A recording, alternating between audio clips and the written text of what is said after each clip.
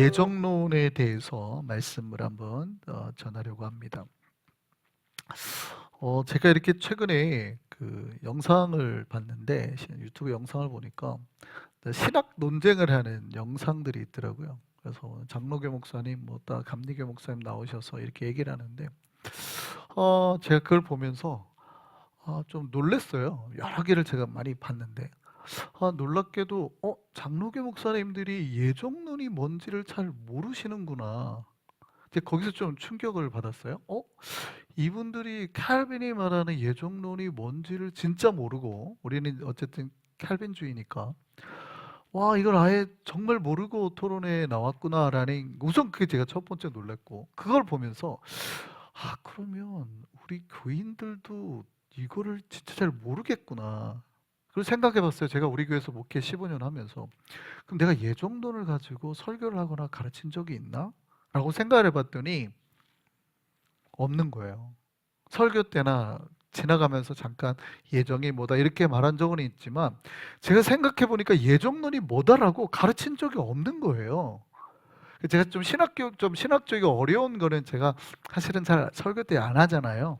좀 성경 가지고 좀 이렇게 쉬운 물론 이제 그게 어렵다고 생각할 수 있지만 조금 쉽게 하려고 제가 노력하지, 신학적인 주제를 가지고 얘기를 해본 적이 별로 없기 때문에 생각해 보니까 제가 하나님 앞에 회개했어요. 내가 15년 동안 그래, 이렇게 중요한 어떤 우리 장로교나 이게 개혁교회가 탄생하게 되는 건데, 내가 우리 교인들한테도 생각해 보니까 한 번도 그럼 제대로 예정론에 대해서 가르친 적이 없네라고 제가 하나님 앞에 회개를 한 거예요. 그래서 이러면 안 되겠다. 그래서 가끔은 더 어렵다고 생각할 수 있는데, 가끔은 내가 그래서 좀 얘기를 해야 되겠다. 한번 우리가 수요일 날이라도, 주일에는 좀 어르신들도 많고 하니까, 수요일이라도 여기 계신 분들에도 다 이해하실 만한 분들이니까 내가 해줘야 되겠다라고 생각을 해서 오늘 예정론에 대해서 한번 말씀드리려고 합니다.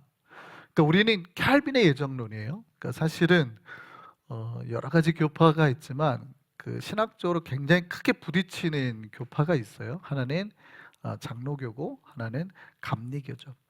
우리는 장로교니까 장로교에서는 칼빈의 예정론을 지지하고 칼빈의 교리를 지지하고, 감리교는 사실은 약간 야코부스 알미니우스라는 사람, 나중에 칼빈 이후에 태어난 사람입니다. 근데 이 사람이 칼빈의 교리와 정반대되는 교리들을 이렇게 이야기를 해요.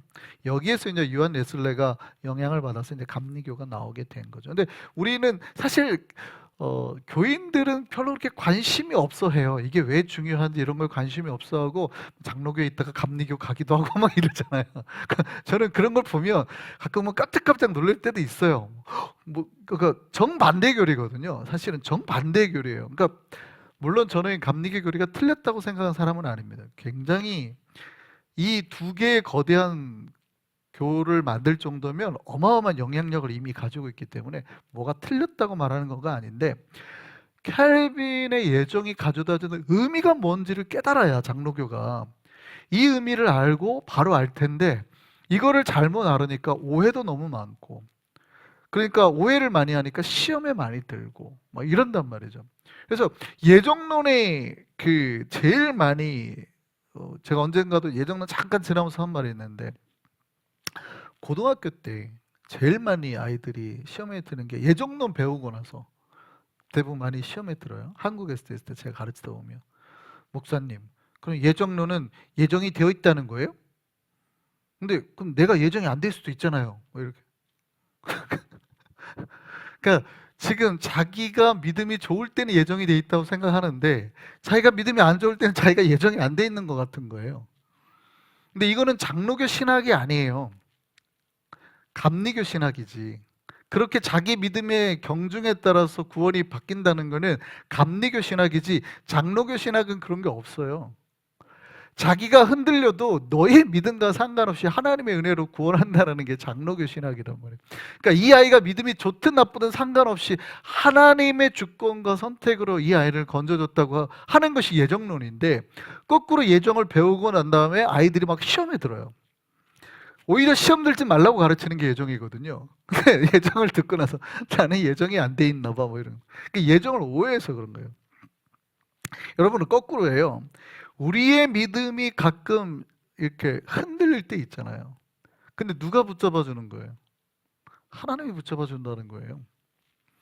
그걸 믿고 나아가는 거예요. 그래서 이제 칼빈의 5대 교리, 제가 이제 신학교에서 강의를 이렇게 할 때, 뭐 제가 조직 신학도 가르치고 하는데, 그때는 제가 이제 칼빈의 5대 교리를 가르친 적도 있습니다. 그래서 너무 몰라서 칼빈의 5대 교리를 이렇게 차근차근, 그 중에 하나가 이제 하나가 하나님께서 우리를 인도해 주신다는 거예요. 견인해 주신다는 거죠. 그래서 perseverance of the saints, 성도들을 이끌어 주심, 마치 토잉카처럼 우리를 이끌어 주신 하나님, 이게 이제 칼빈의 5대 교리 중 하나예요. 원래 칼빈이 원래 교리를 만든 건 아니고 그 나중에 도르트문트 회의에서, 그러니까 야코부스가 알미니우스주의자가 나와서 거기 너무 성행해지니까 칼빈이 죽고 50년 뒤에 도르트문트 회의를 통해서 다시 이 개혁교회 사람 다 모여서 이러면 안 된다 해가지고 이제 칼빈의 교리를 5가지를 이제 만든 거죠. 그게 이제 칼빈의 5대 교리죠.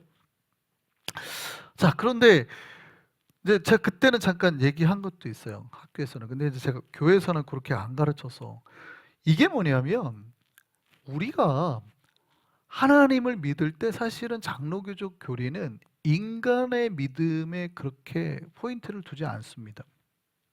그러니까 인간의 믿음이 필요 없다는 뜻이 아니라, 인간의 믿음과 하나님의 은혜와 사랑, 뭐가 더 크냐 할 때 하나님의 은혜와 사랑을 더 크다고 보는 게 이 칼빈의 장로교적 교리예요.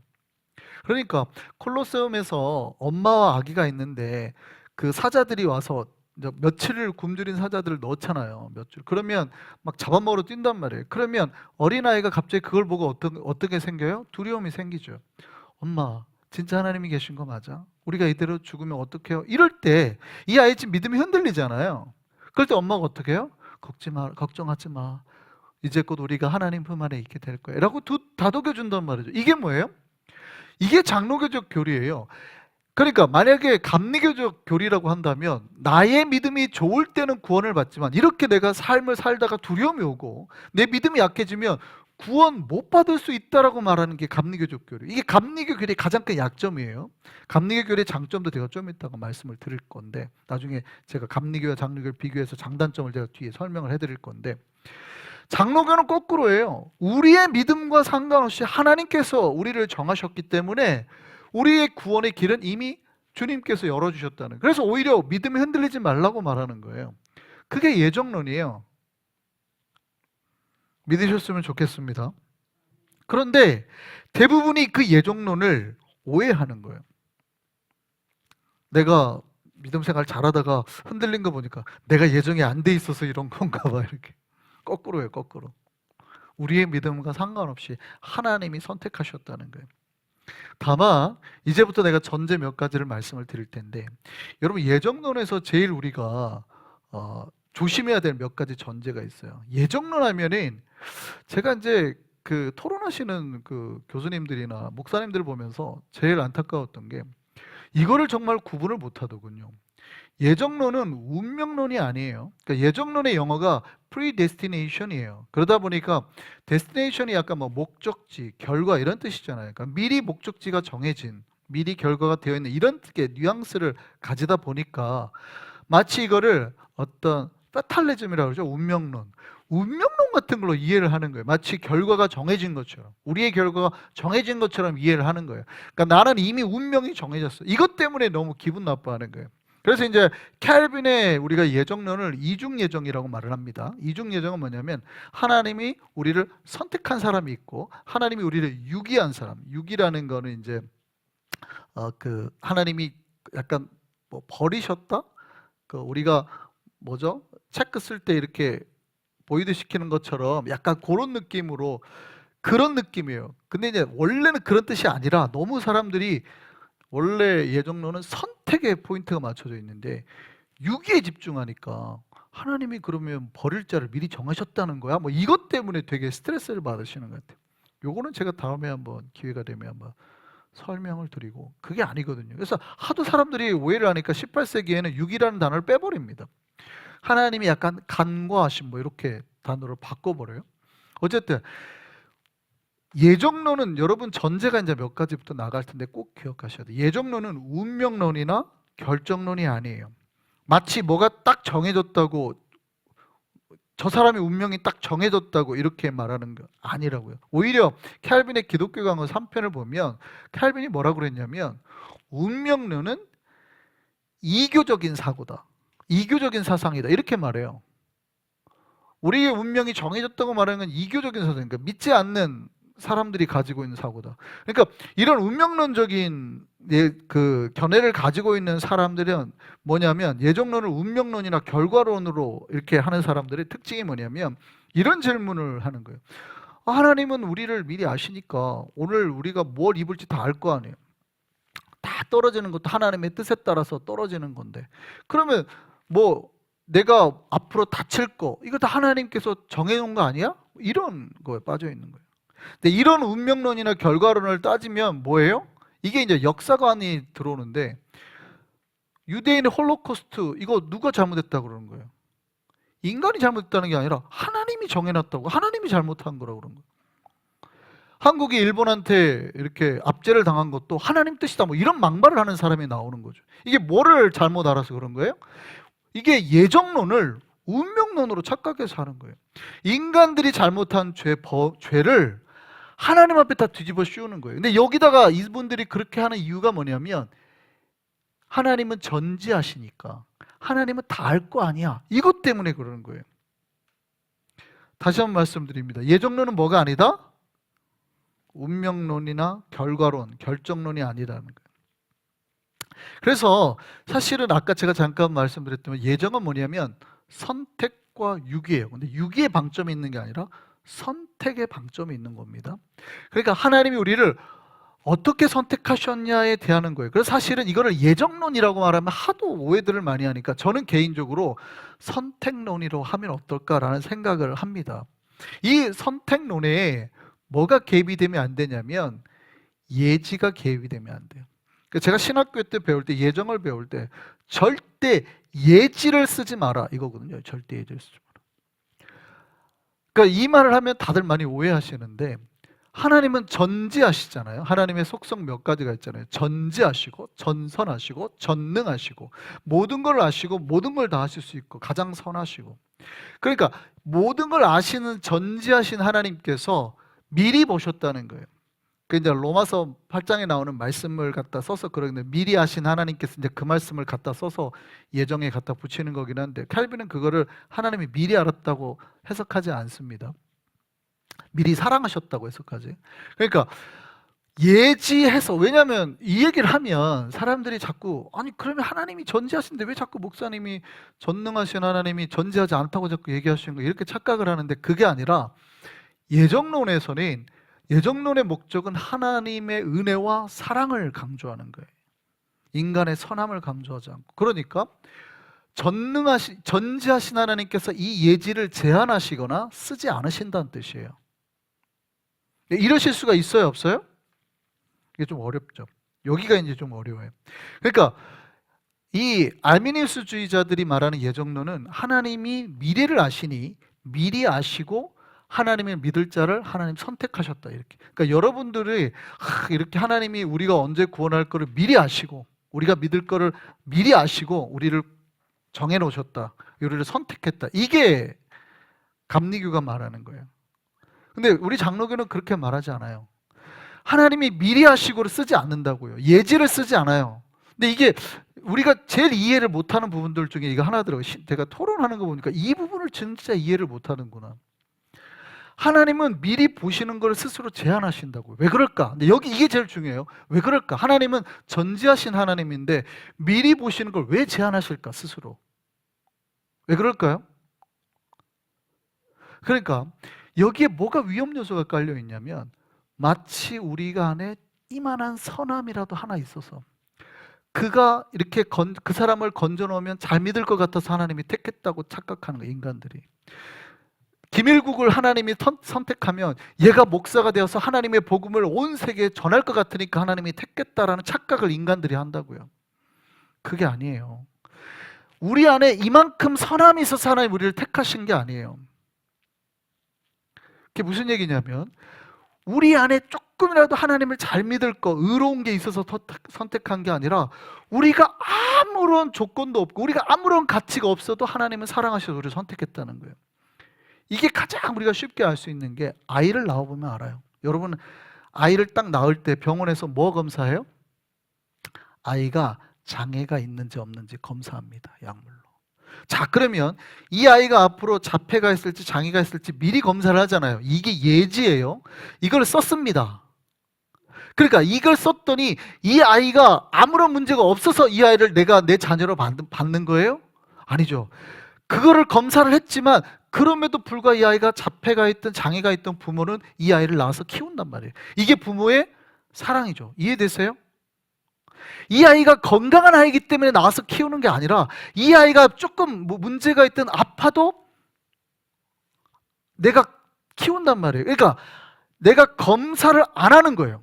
내가 할 수 있지만, 미래를 볼 수 있지만 스스로 제한하시는 거예요. 혹은 보셨지만 그럼에도 불구하고 선택하는 거예요. 우리의 조건을 보고 하나님 우리를 선택하는 게 아니라 우리의 조건과 상관없이 선택하는. 그래, 칼빈의 5가지 교리 중에 두 번째가 뭐냐면 무조건적 사랑이라고 선택이라고 우리가 하잖아요. 그래서 그 무조건이게 unconditional election이에요.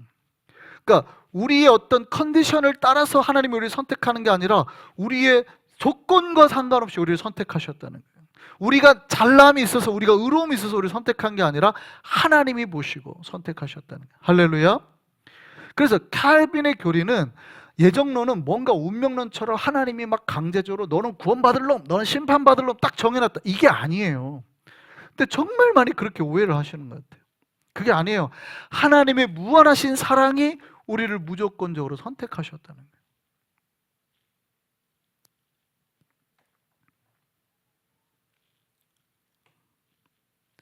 여러분, 우리는 온전한 하나님의 은혜와 사랑으로만 구원받은 겁니다. 우리의 의가 작동되지 않아요. 그래서 이제 중요한 전제 하나 봅니다. 이 예정의 메커니즘에는 자유의지가 작동되지 않습니다. 이게 이제 신학의 가장 중요한 것 중에 하나예요. 장로교하고 이제 감리교. 감리교가 이제 많이 주장하는 건 자유의지를 주장하죠. 인간은 자유의지가 있어서 하나님의 사랑으로 모든 사람을 구원할 거지만 내가 하나님의 손을 잡을 건가 안 잡을 건가는 우리의 인간의 의지다. 이제 그게 감리교적 교리예요. 근데 장로교적 교리는 그렇지 않죠. 그렇지 않아요. 우리가 물에 빠져 허우적대는 게 아니라 우리는 이미 물속에서 죽어가고 있어요. 우리가 뭐 이거를 판단하고 잡고 이럴 게 아니에요. 하나님께서 전적으로 건져주셨다는 게, 우리가 뭐 목숨이 조금 남아가지고 이런 존재가 아니라 우리는 이미 죽어버린 존재라고 말하죠. 그게 이제 칼빈이 첫 번째로 말하는 total depravity죠. 완전히 전적으로 타락했다는 거죠. 근데 그게 뭐냐면, 그러니까 우리가 하나님이 우리를 선택하실 때, 그러니까 아까 예정은 운명이 아니라 했죠. 하나님이 선택을 했잖아요. 근데 하나님이 선택할 때 인간의 자유의지가 거기에 개입되지 않는다는 거예요. 여러분, 이걸 알아야 돼요. 현재 우리는 자유의지가 있어요, 없어요? 현재 우리는 완벽하게 회복된 자유의지가 있습니다. 그래서 감리교처럼 제가 혼내기도 하는 거예요. 크리스찬이 똑바로 살아야지 왜 못 삽니까? 왜냐면 우리는 자유의지가 완전히 회복이 됐으니까. 그런데 우리가 하나님의 첫 번째 부름을 받을 때는 우리가 완벽한 자유의지가 있어요, 없어요? 없어요. 아직 우리가 하나님의 부름 받기 전에는 그게 없어요. 왜냐하면 타락이라는 것, 죄라는 건 뭐예요? 원래 인간에게는 두 가지 의지가 있습니다. 하나는 죄를 지을 자유와 죄를 짓지 않을 자유가 있어요. 그런데 우리가 죄를 범하고 난 다음에 뭘 상실한 거예요? 죄를 짓지 않을 자유를 상실해버린 거예요. 그러니까 내가 죄를 안 짓고 싶어도 우리는 어쩔 수 없이 죄를 지을 수밖에 없는 거예요. 우리는 선과 악을 구별을 못한단 말이에요. 선과 악을 구별을 못하는 사람이 우리가 하나님을 알아서 찾아가지고 선택할 수 있어요, 없어요? 불가능하다는 거예요. 그러니까 놀랍게도 마치 제가 느끼기에 약간 이 다른 교단의 교리는 어떤 느낌이냐면 무엇이 선인지 악인지 구별하지 못하는데 마치 인간에게 그 자유의지가 있다고 주장한다는 건 무슨 얘기냐면, 제가 장로교적 목사 입장에서 보이는 어떠냐면, 이 사람이 생명이 있어요. 생명에 보통 제일 많은 생명이 정록 생명이죠.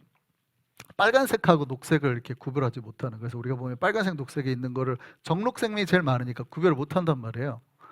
그러니까 빨간색하고 녹색을 구별을 못하는데 그 사람한테 빨간색, 초록색 신호를 보고 어디가 방향인지 보고 사인 보고 찾아오라고 하는 것과 똑같은 거예요. 나 여기 있으니까 어디가 나 하나님 여기 있어, 알아서 보고 네가 빨간색, 초록색 구별해서 찾아와, 이렇게 말하는 거랑 똑같단 말이에요.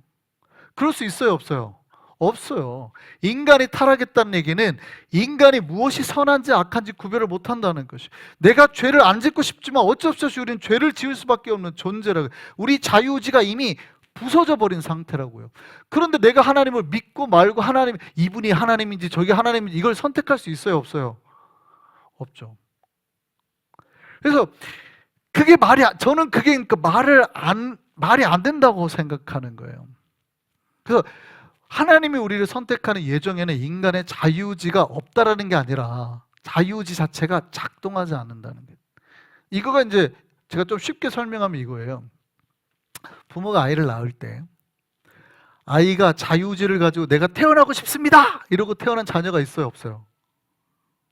없죠. 이미 이 아이는 자기가 태어나기 창세 전에 부모의 사랑에 의해서 결정이 돼버려요. 이 아이가 태어날지 않을지는 부모의 사랑에 의해서, 그 사랑과 은혜에 의해서 이 아이는 자기 입장에서는 창세 전이야. 이미 결정이 된 거예요. 근데 태어났더니 아이가 막 데모하는 거예요. 내 의지는 없단 말입니까? 왜 내 자유의지를 박탈한단 말입니까? 그럼 부모가 뭐라 그래요?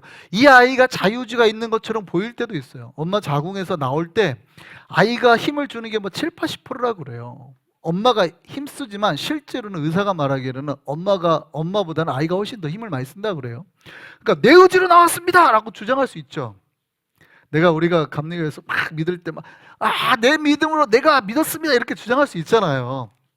근데 사실은 그거는 뭐예요? 부모 입장에서 보면 그래라 그렇게 말해라 라고 할 수 있죠. 그러니까 부모 입장에서 보면 되게 희한한 거예요. 자기 자유의지로 태어났다고? 그런 건 없어요.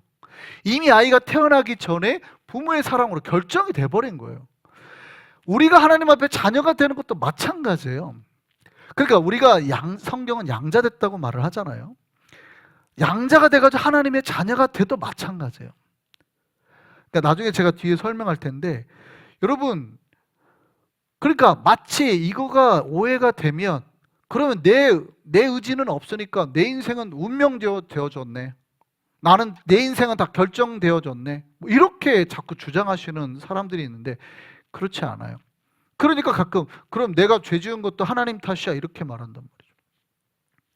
내가 죄 지은 것도 하나님 탓이야, 죄 짓게 만들어놨잖아, 이렇게 말을 하는 경우가 있어요. 맞아요, 틀려요? 마치 운명론처럼 보이기도 해요. 부모는 다 알죠. 이 아이가 태어나서 4개월이나 5개월 정도 되면, 6개월 정도 되면 이빨이 나올 거라는 걸 대충 압니다. 그리고 아이가 초등학교 갈 때쯤 되면 어떻게 알고 부모가 책가방을 사오죠. 옷도 사오고 중학교 갈 때쯤 어떻게 알고 뭐 사오죠. 이런 걸 아이들이 딱 보는 순간 어떻게 해요? 이건 운명되어졌구나, 뭐 이렇게 착각하는 경우는 있을 수 있어요. 근데 운명되어진 게 아니에요. 그리고 제가 죄에 대해서도 언젠가 말했는데, 그러니까 이 아이의 죄를 지음이 하나님 탓이 아니라고요. 무슨 얘기냐면, 하나님이 인간이 자유의지를 가진 인간이, 아까 제가 자유의지를 그 얘기를 했는데, 그러니까 우리가 원래는 죄를 범하고 자유의지가 박탈됐는데 회복된 다음에는 우리가 다시 죄를 안 지을 자유가 있어요, 없어요? 있어요. 그래서 갈라디아서 말씀 제가 말씀드렸잖아요. 우리를 구원하신 하나님은 뭐예요? 너희가 무엇을 위해 부름을 받았다 그래요? 자유를 위해 부름을 받았다. 그러니까 우리가 완벽한 자유의지가 있어요. 이제 완벽한 자유로 부름을 받았어요. 그러니까 죄를 지을 자유와 죄를 짓지 않을 자유가 이제 완벽하게 회복이 됐단 말이에요. 근데 죄를 지을 자유가 있으나 죄를 지으라고 해, 짓지 말라고요. 짓지 말라고. 너희가 자유를 위하여 부름을 받았으나 그 자유로 뭘 삼지 말고, 육체의 기회를 삼지 말고 사랑으로 서로 종노릇하라. 너희가 죄를 지을 자유를 얻었지만 죄 짓지 말고 사랑으로 완벽한 종들이 되어라. 이게 우리를 구원하신 주님의 뜻이에요. 근데 그거 모르고 자기 상관없고 내가 죄 지을 줄 몰랐어요 하고 하는 가끔 신자들이 있죠. 이게 뭐냐면, 부모가 그러니까 하나님이 이 아이가 죄를 지을 줄 알았어요, 몰랐어요? 알았죠. 자유의지가 있다는 건 죄를 지을 줄 알았다는 거예요. 예를 들어서 부모가 자식을 낳을 때 부모는 이 자식이 죄를 지을 줄 알았을까요, 몰랐을까요? 압니다. 부모 중에 단 한 명도 이 아이가 평생 거짓말 안 하고 뭐 도둑질 안 하고 친구 때리지 않고 선하게 살 거라 생각한 부모는 한 명도 없죠. 얘는 거짓말도 수없이 할 거고 얘는 나쁜 짓도 할 거고 내 속을 엄청 썩일 거야. 그럼에도 자식을 낳죠. 왜요? 이 아이가 선에서 나와요? 아니에요. 사랑에서 낳는 거예요. 그러니까 자식이 낳았고 나중에 거짓말을 할 때 근데 부모가 희한하죠. 얘가 죄를 범할 줄 알아요. 얘가 거짓말할 줄 아는데 부모는 뭐라고 가르쳐요? 거짓말하면 안 돼. 그렇죠. 희한하죠. 하나님이 인간이 죄 지을 줄 알았어요, 몰랐어요? 알았죠. 그런데 뭐라고 그래요? 거짓말하지 말라. 되게 이상하지 않아요? 아니 얘가 죄 지을 줄 알았잖아. 선악과를 왜 만들어놔? 얘가 따먹을 줄 알았잖아. 그러니까 선악과 만들어 하나님 탓이야. 이렇게 주장하는 청년들이 꽤 있다니까요. 이거 되게 좀 몰라서 하는 말이에요. 아이러니한 질문이에요. 내가 거짓말하는 아이가 아니 내가 거짓말할 줄 몰랐어요? 알았지. 근데 왜 나한테 거짓말하지 말라고 그래요? 거짓말하면 안 돼 그래도. 나쁜 거니까. 근데 계속 나는 그래도 거짓말할 거예요. 나쁜 짓 할 줄 알았잖아 하고 대들면 어떻게 돼요? 맞는 거죠. 신발. 아니 하지 말라고. 좋은 게 아니니까. 우리 아이가 거짓말할지 다 알죠. 그러니까 세상에서 일어나는 죄가 마치 하나님이 그거를 발현한 듯한 예정론을 운명론으로 이해하거나 하는 사람들은 자기네들의 닥친 나쁜 짓을 다 하나님 앞에 탓을 해요. 내가 거짓말하는 것도 하나님 뜻이고 내가 죄 짓는 것도 하나님 뜻 아니라니까요. 완벽하게 잘못 이해한 거예요. 하나님이 우리가 죄를 지을 줄 알면서도 그럼에도 불구하고 사랑하셨어. 그러니까 칼빈의 예정론은 완벽한 하나님의 은혜와 사랑에 대한 발현일 뿐이에요.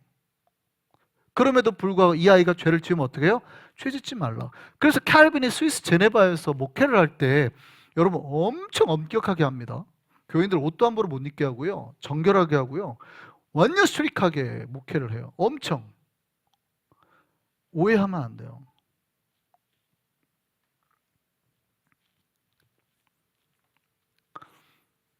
선택과 유기에 대해서는 유기를 하도 오해하신 분들이 많은데 다음에 유기가 기회가 되면 한번 그거는 설명드리고 요거 하고 이제 마치도록 한번 해보죠. 자, 그러면 우리 장로교와 알미니안주의가 있잖아요. 뭐가 틀렸다 나쁘다 말하긴 그렇지만 장단점이 있죠. 칼빈의 예정에 반대되는 게 알미니안주의예요. 예. 자, 제가 뭐 대표는 장로교와 갑리라고 말씀드렸죠. 그래서 장로교는 뭘로 구원받는다고 말하는 거예요? 사실은 인간의 믿음보다 하나님의 은혜로 말미암아 구원받는다고 말하는 거예요. 물론 우리가 쉽게 아직 새 가족들이니까 잘 이해를 못하니까 믿음으로 구원을 받습니다 말을 하지만 믿음으로 구원받고 난 다음에는 반드시 우리가 다시 교리 공부를 하잖아요. 알고 봤더니 우리를 부르신 분이 하나님입니다. 이렇게 장로교는 꼭 그런 얘기를 하죠. 근데 왜 그럴까요? 이게 달라요. 그래서 이게 교리적으로 굉장히 중요한 게 있는데 뭐 요즘에는 감리도 유아세례를 준다고 제가 뭐 들은 것 같긴 한데 장로교는 유아세례를 주죠. 근데 그렇지 않은 교단은 유아세례를 안 줍니다. 이게 무슨 큰 차이일까요? 유아세례는 믿음의 고백을 해야 준단 말이에요. 유아세례를 한다. 세례라는 거는 믿음의 고백을 해야 준단 말이에요. 왜냐하면 내가 예수 그리스도를 믿어야 죄 씻음을 줄 거 아니에요. 근데 왜 장로교는 그 믿음의 고백을 할 수 없는 아이에게 세례를 줄까? 유아세례를. 인간의 믿음을 신뢰하지 않기 때문에 그래요. 여러분 다 믿는다고 하지만 나가서 여러분 정말 크리스찬의 믿음답게 살아요? 여러분 믿음에 100% 충만하게 살아요? 아니죠. 하루에도 수없이 거짓말하고 살아요. 그러니까 장로교는 놀랍게도 인간의 믿음을 그렇게 신뢰하지 않습니다. 그럼 뭘 믿어요? 하나님의 은혜와 사랑을. 우리가 죄인 되었을 때 우리가 하나님을 볼 수도 없는 그 상태인데 하나님이 건져서 우리를 구원했듯이 이 믿음의 가정에도 이 아이에게도 그 역사를 달라고 하는 거예요. 근데 어떤 교단은 그렇지 않기도 하죠. 근데 그게 틀렸다고 말하는 건 아닙니다. 저는 그 믿음도 굉장히 숭고하다고 믿어요. 자기 믿음의 고백으로 예수를 하겠다는 얼마나 좋아요. 그러나 장로교가 바라보는 관점이 다르다는 거예요. 관점이. 감리와 장로교는 다른 교리라기보다는 바라보는 관점이 달라요.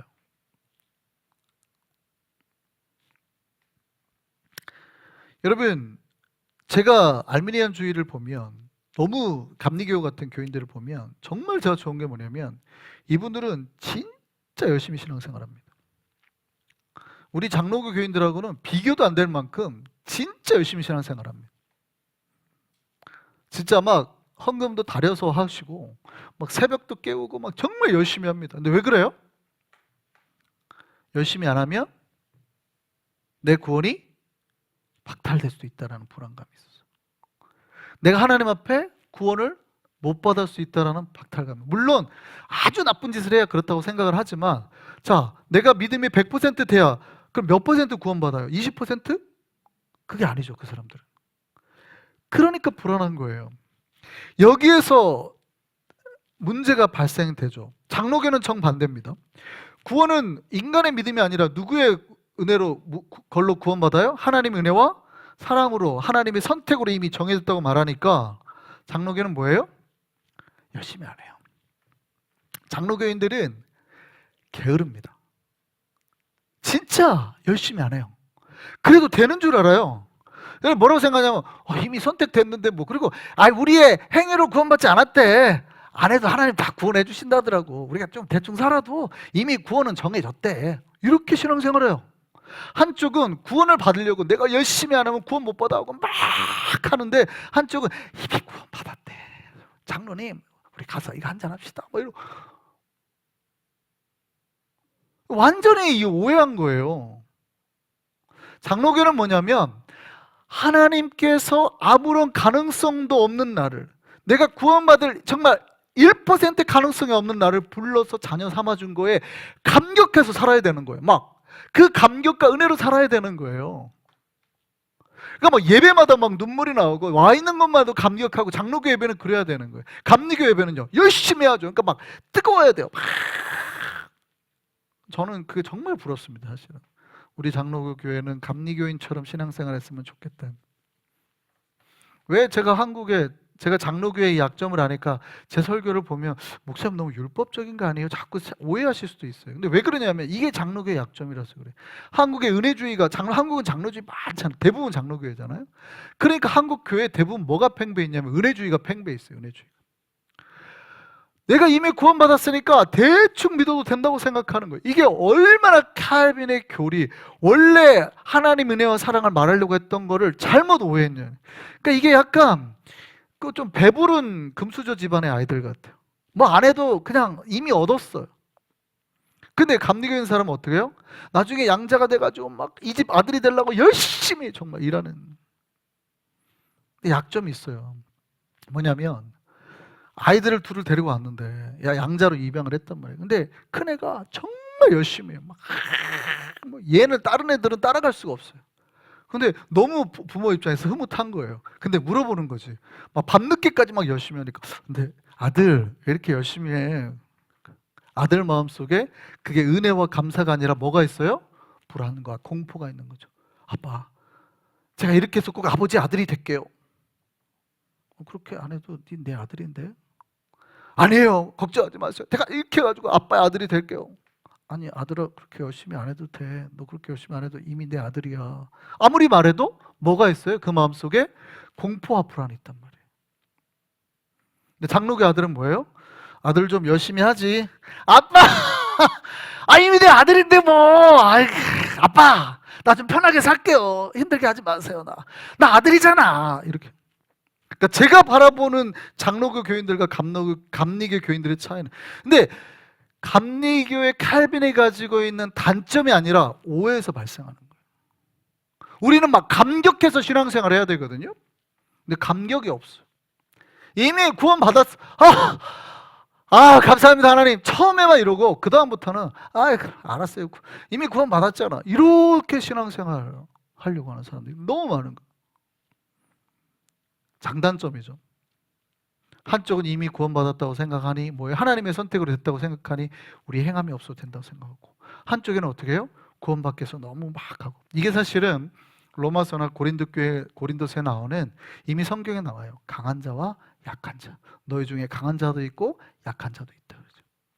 강한 자는 어떻게 해요? 제사상에 나오는 고기를 먹고도 아무 문제가 없어요. 우상의 제물을 드리거나. 약한 자는 뭐예요? 그거 먹으면 안 되지. 너 우상의 제물을 먹으면 어떻게 돼?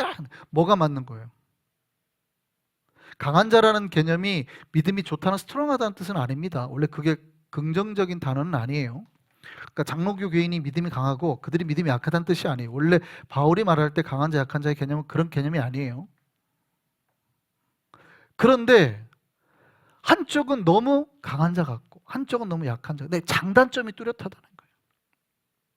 구원의 확신이 있으면 하나님의 은혜로 우리가 선택을 받았다면 어떻게 해야 돼요? 감격 가운데 우리 신앙생활. 장로교회는 그래서 모든 예배에 감격이 빠지면 죽어버린 거예요. 내가 하나님 앞에 문 열고 들어오는 것도 감격이어야 돼. 내가 하나님 앞에 찬양하고 노래하는 것도 다 감격이어야 돼. 근데 장로교인들이 어느샌가 그게 다 사라져 버렸어요. 감리교인들은 매번 열심히 하는 거죠. 열심히 해야 됩니다. 똑바로 살아야 됩니다. 맨날 그러거든요. 그러니까 그 마음속에 뭐가 있어요? 공포와 불안이 있는 거죠. 제가 감리교인들을 꼭 비난하는 건 아닙니다. 교리적으로 빈틈이 그런 게 있다는 것이죠. 여러분, 왜 그 예정론이 칼빈이 예정을 말했는가를 깨달았으면 좋겠습니다. 우리는 뭐 장로교니까. 이 예정은 운명론이 아니에요. 유기에 대해서 말씀을 드리면 선택은 우리가 하나님 앞에 선택됐다는 걸 알아요, 몰라요? 알죠. 선택됐다는 걸 알아요. 왜냐하면 내가 이미 예수 그리스도를 받아들였던 순간만으로도 우리는 선택이 된 거예요. 근데 믿다가 안 믿는 사람도 있잖아요. 그거 보면 예정이 안 됐다고 말하는 경우도 있는데 그렇지 않죠. 오히려 한 번 예정이 됐으니 그거 잘못되어도 우리는 언제든 돌아올 거라고 말하는 거예요. 걱정하지 마세요. 언제 돌아올 거예요. 이게 장로교의 단점이기도 하죠. 막 너 아니면 구원 못 받아 막 해야 되는데 우리는 약간 느슨한 감이 있죠. 냅두세요 집사님. 아들 돌아올 거예요. 장로교 목사님들이 좀 그러는 경향이 있죠. 이미 예정이 되고 이미 선택이 됐으니. 감리교는 안 그럴 텐데. 그런데 무슨 얘기냐면 우리가 이미 선택이 됐다는 걸 알아요. 근데 뭐에 자꾸 사람들이 공포감을 느끼냐면 유기에 버려진다는 거예요. 공포감을 느끼는 것 같아요. 하나님이 그럼 유기될 자는 믿지도 못하게 미리 결정해 놔버린 거냐? 근데 그게 아니죠. 유기는 우리가 알아요, 몰라요? 몰라요. 제가 중학교 때, 이제 고등학교 때 예수를 믿게 됐어요. 그 전까지 우리 집안은 불교집이었어요. 우리 집에 막 불상이 있고 막 불교 달력이 탁 있고 온 집안이 우리 어머니 맨날 그 보살님들이 있는 회색 그 못배바지 같은 스님들이 입는 거 입고 나는 이랬단 말이에요. 자, 그러면 그 시절을 옆에 있는 크리스천이 봤을 때 우리 집은 유기된 상태요, 아니에요? 유기된 상태죠. 하나님이 버린 상태처럼 보이잖아요. 근데 우리 집안이 지금 다 믿네. 우리 형도 목사고 저도 목사고 우리 집안 다 교회를 다니네요. 아들만 둘인데 전 식구가 다 믿네. 그럼 우리는 유기됐던 거예요? 모르죠. 그러니까 이게 우리가 칼빈의 교리에서 가장 우리가 간과하지 말아야 될 게 선택은 알 수 있지만 유기는 우리가 알 수 있다 없다? 모른다는 거예요. 그래서 함부로 유기를 말하면 안 돼요. 그러니까 선택과 유기를 이중 예정을 꼭 얘기를 하면 많은 사람들이 오해를 하는 게 뭐냐면 하나님이 나쁘다고 욕하는 게 뭐냐면 유기를 시킨다고 욕하는데 놀랍게도 선택과 유기가 5대5가 아니에요. 근데 대부분의 사람들이 선택과 유기를 5대5로 계산합니다. 그 성경에 그런 거 있어요. 여인 중에 하나는 올라가고 하나는 뭐 이렇게 하고 이렇게 되다 보니까 5대5라는 착각을 하는데 하나님이 만약에 선택을 8대2로 했다면 선택과 유기를 혹은 9대1로 했다면 혹은 10대0으로 해놨다면 그러니까 가끔 감리교인들이 그럼 장로교 니네는 이미 구원받을 사람이 정해져 있는데 왜 전도를 하고 선교를 하냐 이런 질문을 어이없는 질문을 하는 거예요. 장로교는 왜 선교를 하냐 이미 구원받을 자가 정해졌다며 니네가 안 해도 하나님이 구원할 텐데 이런 어이없는 얘기를 한단 말이죠. 아니라고요. 운명론이 아니라고요. 우리는 누가 유기됐는지 알아요, 몰라요? 몰라요. 그러니까 우리가 받은 사명은 뭐예요? 땅끝까지 잃어버린 우리의 아들, 딸을 찾는 거잖아요. 하나님의 아들, 딸을 찾는 거잖아요. 그게 9대1일지 저는 10대0은 아니라고 생각을 합니다. 유기된 자가 있을 거라고 저는 장로교 목사이기 때문에 생각은 하나 아무도 모른다는 거예요. 그걸 어떻게 인간이 알아요? 선택만 할 뿐이지. 그러니까 잃어버린 자식을 찾아서 그가 하나님 앞에 선택되었음을 깨닫게 하고 감격과 감동 가운데 살게 하는 것, 이게 선교란 말이에요. 이게 교회의 사명이고, 이게 부름받은 자의 사명이고.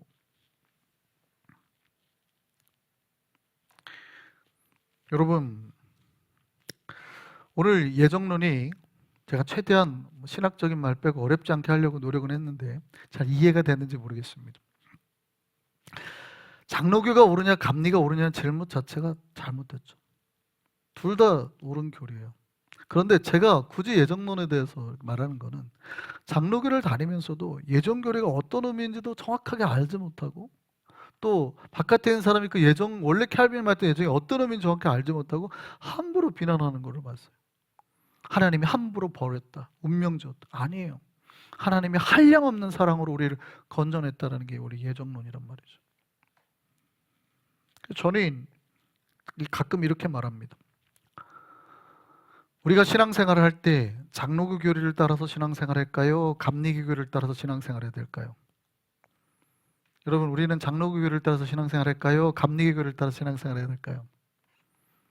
저는 가끔 그렇게 말해요. 신앙생활은 감리교 교리를 따라서 하세요. 마치 우리 삶은 하나님이 없는, 이게 제가 약간 변증적인 표현이에요. 그러니까 우리 하나님의 은혜를 깨닫고 열심히 살면 좋은데 그 얘기를 하는 게 아니라 변증법적인 얘기예요. 마치 우리가 일상을 살 때는 하나님이 없는 것처럼 살아라. 예를 들어서 의사가 수술을 하는데, 외과 의사 수술을 하는데 10번을 꼬매야 돼요. 근데 너무 믿음이 좋아. 우리 장로교적 믿음이 좋아. 하나님, 살아계심을 내가 믿습니다. 오늘 피곤하니까 제가 4번만 꼬맬 테니까 알아서 6번 해주세요 라고 가요. 괜찮아요, 안 괜찮아요? 안 괜찮은 거죠. 마치 내가 뭔가 할 때는 하나님이 없는 것처럼 하는 거예요. 그러니까 감리교 교인처럼 막 열심히 하는 거예요. 마치. 근데 우리가 알죠, 나중에 1년 뒤에 10년 뒤에 내가 내 믿음으로 산 줄 알았더니 알고 봤더니 그 뒤에 누가 다 역사 주셨더라? 하나님. 이게 어린아이가 3살 먹은 애가 막 자기 세상을 만들어 레고로 막 만들고 막 별 막 젓가락으로 여기 찌르고 저기 찌르고 하는데 뭐 아무 사고도 안 나고 막 성을 이만하게 만들었어요. 내가 해냈다 그렇지만 사실은 알죠. 우리는 그 뒤에 다 누가 있었어요? 부모가 알아서 여기 뭐 아울렛 저기 다 막고 사고 날까봐 뭐 다 치우고 이미 아이들 세상을 만들어줘서 그 안에서 놀게 했을 뿐이라는 거예요. 그러니까 장로교 사고는 뭐냐면 하나님의 눈높이에서 바라보는 관점이에요. 감리교 사고는 인간의 눈높이에서 바라보는 관점이에요. 뭐가 틀렸다고 말하기는 그래요. 우리의 일상은 어쩌면 마치 구원받지 못한 자처럼 하나님 앞에 날마다 감리교인처럼 살아야 될 수도 있어요. 그러나 하나님께서 우리를 어떻게 사랑하셨느냐 하는 이 거대한 세계를 잊지 말라는 거예요. 저는 칼빈의 신학을 너무 좋아하고 존경합니다. 왜냐하면 이걸 알면 알수록 하나님의 놀라운 은혜의 세계를 끊임없이 말하거든요. 오늘 본문에 이렇게 말했습니다. 사도 바울이 에베소서에서 이렇게 말합니다. 창세 전부터 그 기쁘신 뜻대로 우리를 예정하셨대요. 우리는 그렇게 하나님 앞에 예정되어서 선택되어서 하나님의 자녀가 되었음을 기억하셨으면 좋겠습니다. 그 은혜와 감격으로 정말 주님 앞에서 날마다 기쁨 가운데 찬송하며 감사하며 정말 복음을 전하며 살아가는 저와 여러분 모두 되기를 소망합니다.